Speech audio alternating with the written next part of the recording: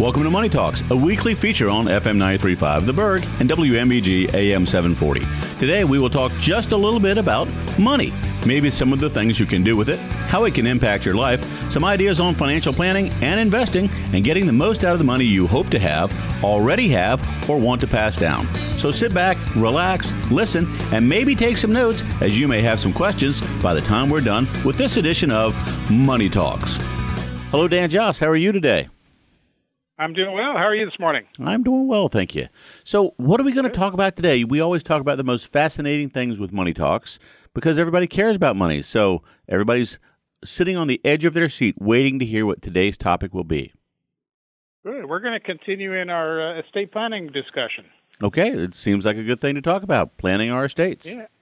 Yeah, we talked recently about kind of an intro to estate planning with the terms per stirpes and per capita, which distribute an estate certainly differently from one another. And we discussed about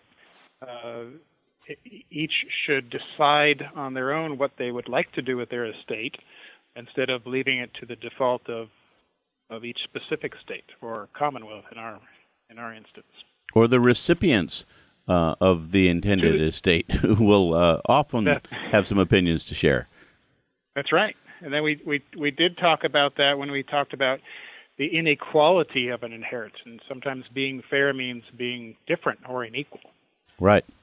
How there may be different needs, and so an estate may not necessarily be distributed equally to the beneficiaries.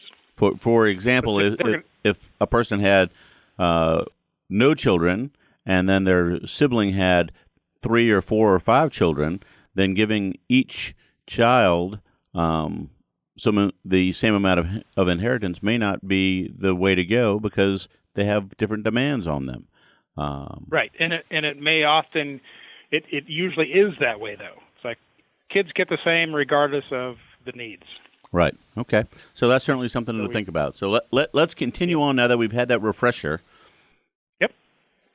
How about advances of inheritance? Oh, I like that idea. Yeah.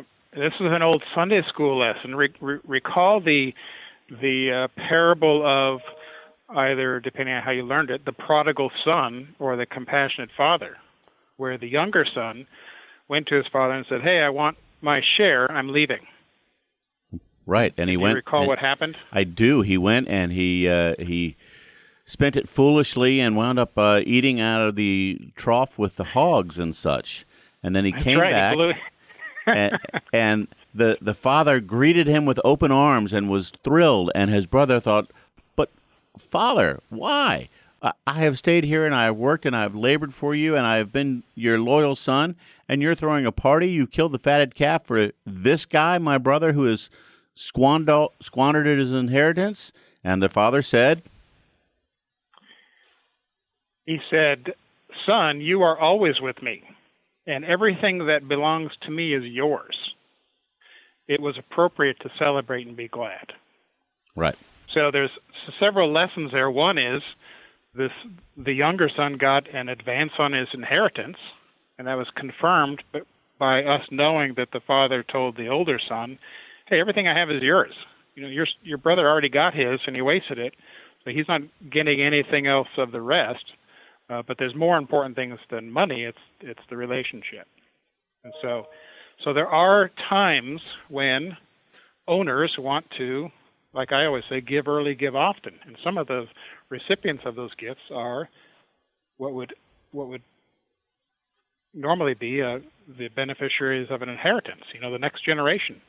So I help clients either give money or give property or give other kinds of things to their kids while they're living.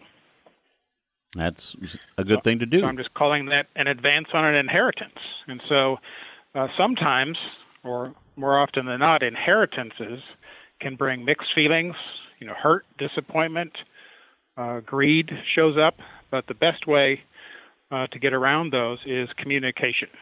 So I'm doing this, and I'm aware of what that means with the rest of what I have, and kind of say, this is mine, and here's what I'm doing with it. I'm responsible for it now while I'm living. When I'm gone, then it'll be yours. That's good. Now, so you're a financial planner. You're not necessarily a spiritual guider through this stuff, but it sounds like you're open to those conversations and encourage your clients to have those conversations and thoughts, and you help facilitate some of those conversations so that they really see what they're trying to accomplish as opposed to doing what they just think they want to do. Yeah, and rarely do they come to me to say, "Hey, Dan, you're a financial advisor and you manage money, so let's talk about my estates and what's going to happen." But when they come to me, that's one of my first questions is, what about your estate plan? Because there's no reason for me to do all that I do if it all goes to naught when you pass away.